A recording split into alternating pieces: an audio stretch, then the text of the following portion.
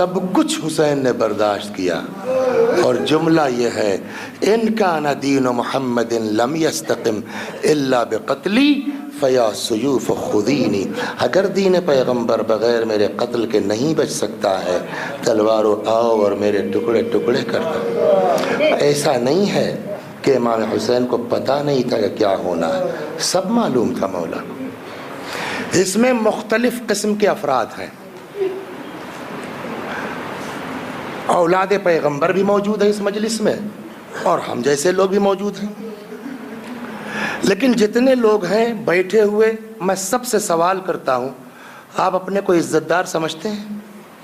ہاں؟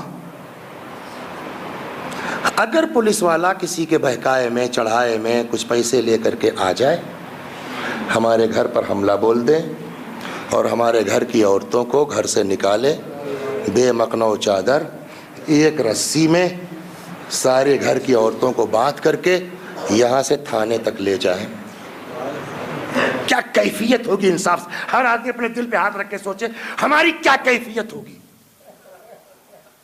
آدمی وطن چھوڑ دے گا، شہر چھوڑ دے گا، گاؤں چھوڑ دے گا، جواب کیا ہوگا؟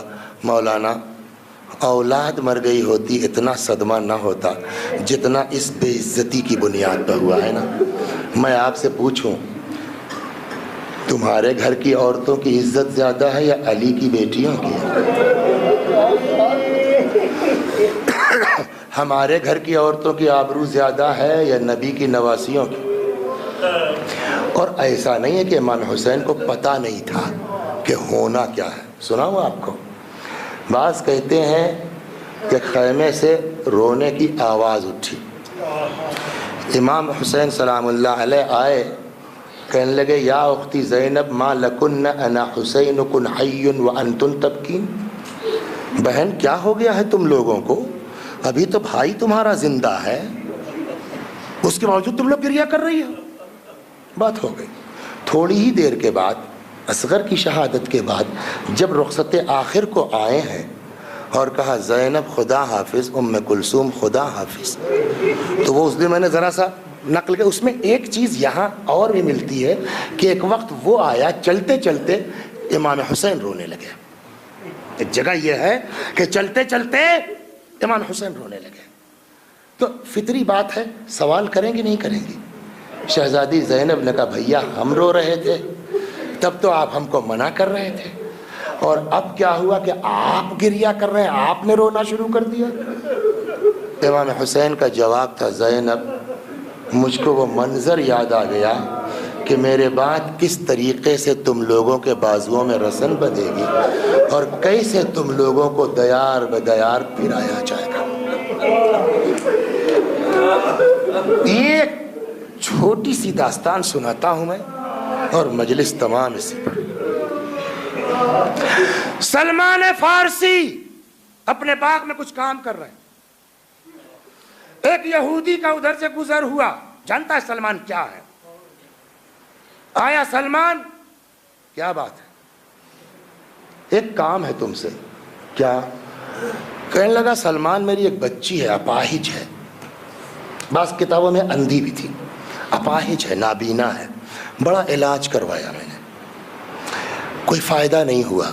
ہم لوگوں کے یہاں یہ ہے کہ کبھی کبھی ہم لوگ بیٹھتے ہیں آپس میں موسیٰ کا واسطہ دیتے ہیں، دعا کرتے ہیں، اللہ سن لیتا ہے، وہ بھی نہیں ہوا۔ یار سلمان تم اپنے نبی کے بڑے بزرگ صحابی ہو، تم میرے لیے دعا کر دو، میری بچی شاید تمہاری دعا لگ جائے ٹھیک ہو جائے۔ ٹھیک ہو گئی نا، جو کہو گے میں دوں گا۔ سلمان فارسی نے کہا ہماری جان قربان ان اصحاب پر واقع کہ جن کی نگاہ میں صرف دین ہے اور کچھ نہیں ہے۔ سلمان فارسی کہنے لگے پیسے کی بات مت کرو، شفا کی گارنٹی ہے، آئیے مل کے ایک دعا کر دیں۔ بات نکل آئی ہے۔ ایک بندہ مومن، یہ بابو بھائی جانتے ہوں گے، ان کے بیٹے کا ایکسیڈنٹ ہوا، آپ کو پتا ہے، آج یہ ایڈمٹ کر کے آئے ہیں، کل اس کا آپریشن ہونا ہے۔ جب آنکھ سے آنسو نکلنے لگے نا، بہترین وقت ہوتا ہے قبولیت کا، اس وقت ذرا سا اس انسان کے لیے دعا کر دیجئے گا کہ اللہ تبارک و تعالیٰ اس آپریشن کو کامیاب کرے اور شفائے عاجل و کامل عنایت فرمائے انشاءاللہ۔ سلمان فارسی نے کہا کہ پیسے کی بات مت کرو، پیسے ویسے سے بحث نہیں ہم کو.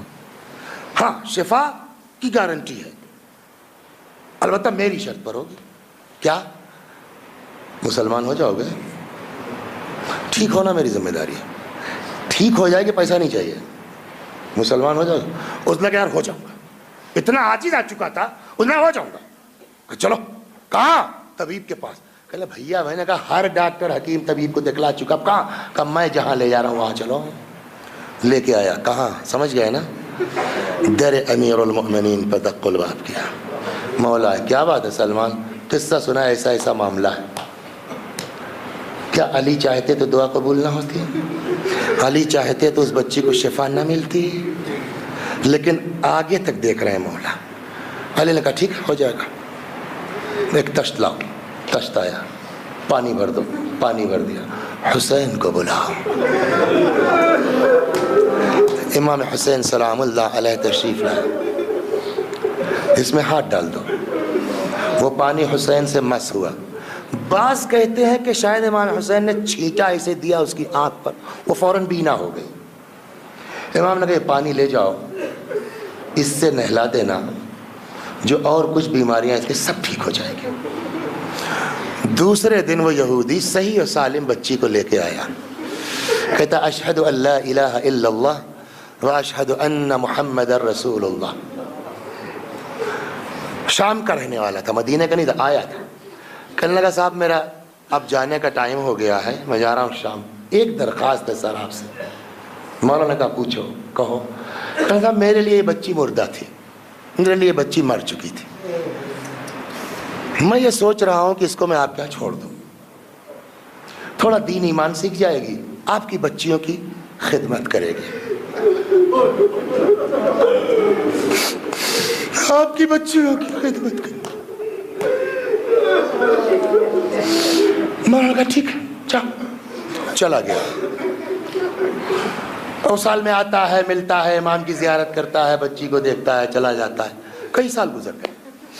اب جو آیا جانے لگا تو امام نے کہا جا رہے ہو؟ کہاں جا رہے ہیں؟ کہ اپنی بچی کو لیتے جاؤ. کیوں مولا؟ میں نے آپ کی کنیزی میں دے دیا اس کو, کوئی غلطی کا کچھ نہیں, ہر چیز کا ایک وقت ہوتا ہے. اب یہ بڑی ہو رہی ہے, جوان ہو رہی ہے, اس کی شادی کا موقع ہے, کوئی رشتہ وشتہ دیکھ داکھ کر کے اس کی شادی کر. کل کی اندھی اپاہج لڑکی حسین کے صدقے میں جو شفا پائی, جوان ہوئی, ایسا خوبصورتی اس کی نکھری, ایسا حسن نکھرا کہ شام جب لے کے پہنچا, شام میں چرچے ہونے لگے اس لڑکی کے حسن کے. اور یہ بات پہنچتے پہنچتے جو ہے وہ یزید تک پہنچ گئی. اور پھر وہاں سے اس کے باپ نے پیغام دیا, کل کی اپاہج لڑکی وہ صاحب یزید کی بیوی بن گئی. یہ جو آپ مرثیے میں سنتے ہیں نا, ہند کا آنا, یہ اس لڑکی کا نام. یہ شناخت اس کو زینب سے اس وجہ سے تھی, یہاں خدمت کر چکی ہے, ان کے صدقے میں اس کا وجود ہے, ان کی وجہ سے اس کو شفا ہے. اچھا ایک چیز اور عرض کروں, تربیت کا اثر ہوتا ہے. پرورش رہے چاہے جہاں, لیکن پرورش کا اثر پڑتا ہے, تربیت کا اثر پڑتا ہے. کل کی اپاہج اندھی لڑکی آج یزید کی زوجہ کی حیثیت سے سارے آسائش اور سکھ کے ساتھ رہ رہی ہے. کہ اس کو اتنے میں خبر ملی کہ کچھ قیدی آئے ہیں. اچھا یزید چونکہ جانتا ہے, اس نے پوری بات نہیں بتائی, سن لیا اس نے کچھ قیدی آئے ہیں, کچھ جنگ ہوئی تھی, قتل ہوئے تھے, اور قیدی آئے.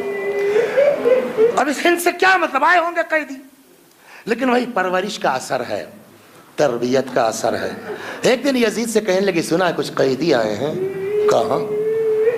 میں ان سے ملنا چاہتی ہوں.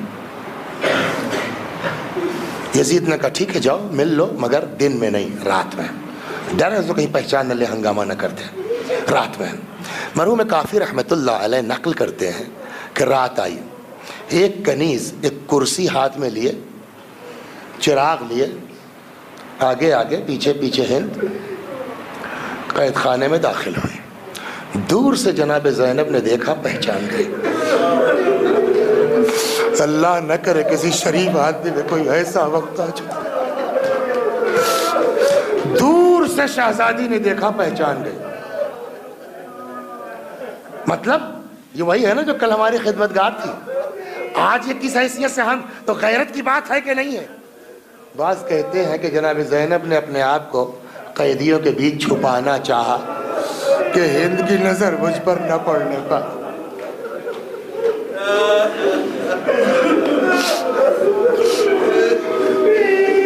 کرسی رکھ دی گئی، ہند کرسی پر بیٹھ گئی، اولاد رسول زمین پر بیٹھی۔ آپ بتائیے کیا دل پہ گزر گئی ہوگی؟ آج وہ دن آ گیا، ہند کرسی پر ہے، اولاد پیغمبر زمین میں۔ بہرحال ہند بیٹھ گئی، اس نے کہا میں کچھ پوچھنا چاہتی ہوں، آپ میں سے کوئی میرے سوال کا جواب دے۔ ظاہر بات زینب کے ہوتے ہوئے کون جواب دے گا؟ اچھا پوچھو، من ای البلاد انتم، کہاں کی رہنے والی ہو؟ فرمایا ہم مدینے کے رہنے والے ہیں۔ کہنے لگے عرب ہر شہر کو مدینہ کہتے ہیں، تم کس مدینے کی ہو؟ فرمایا ہم مدینۃ الرسول کے رہنے والے ہیں، مدینۃ النبی۔ یہ ہے پرورش کا اثر، یہ ہے تربیت کا اثر۔ کہتے ہیں جیسے ہی اس نے سنا مدینۃ الرسول، وہاں رہ چکی ہے نا، کرسی سے اٹھی زمین میں بیٹھ گئی۔ جناب زینب نے پوچھا کیوں کرسی سے زمین پر کیوں آ گئی ہو؟ کہا اس لیے کہ آپ لوگ رسول اللہ کے شہر کی ہیں نا، پیغمبر کے احترام میں ارے زینب کے دل پہ کیا گزر گئی ہوگی؟ نا آپ کے شہری ہونے کا اتنا احترام۔ کرسی سے اٹھی زمین میں بیٹھ گئی۔ جب تم لوگ مدینے کی رہنے والی ہو تو ایک سوالوں کا جواب دے دو۔ یہ بتاؤ قریش سے واقفیت ہے؟ ہاں۔ محلہ بنی ہاشم کو بھی جانتی ہو؟ کہاں جانتے ہیں؟ کہ جب بنی ہاشم کے محلے کو جانتی ہو ایک سوال کا جواب دو، کیا میرے مولا علی کا گھر جانتی ہو؟ ہاں جانتے ہیں۔ کہ بس آخری سوال کا جواب دے دو، جب جانتی ہو تو میری بیوی کو جانتی ہو، میری شہزادی کو جانتی ہو، مقصد خیریت پوچھنا رہا ہوگا شاید، زینب کو جانتی ہو؟ اب ادھر جواب نہیں ہے۔ زینب نے سر جھکا لیا، تڑپ گئی، ارے کیا ہو گیا میری شہزادی کو؟ زینب کے نام پر چپ کیوں ہو گئی ہو؟ زینب کے نام پہ خاموش کیوں ہو گئی؟ کہ ایک مرتبہ زینب نے سر اٹھایا، فرمایا ہند، اور تڑپ گئی۔ حق ہے تجھ کو کہ تو زینب کو نہ پہچانے، اس لیے کہ زینب کربلا سے شام تک مصیبتیں برداشت کرتی آ رہی ہے، تو چین و سکون سے رہ رہی ہے۔ ارے جیسے ہی اس کو احساس ہوا کہ یہ خاندان علی ہے، زینب ہے، ہوش نہ رہا، سیدھے دوڑتی ہوئی آئی دربار یزید میں، کہتی یزید راسو بنت نبینا علی باب دارنا، ارے پیغمبر کے نواسے کا سر یہ دارالامارہ پہ لٹکا ہے۔ یزید اٹھا، ہند کے سر پہ چادر ڈالنی چاہیے، کہتے ارے میرے پردے کا اتنا خیال، اولاد پیغمبر دیار بدیار بے مقنو چودر سیعلم الذین ظلموا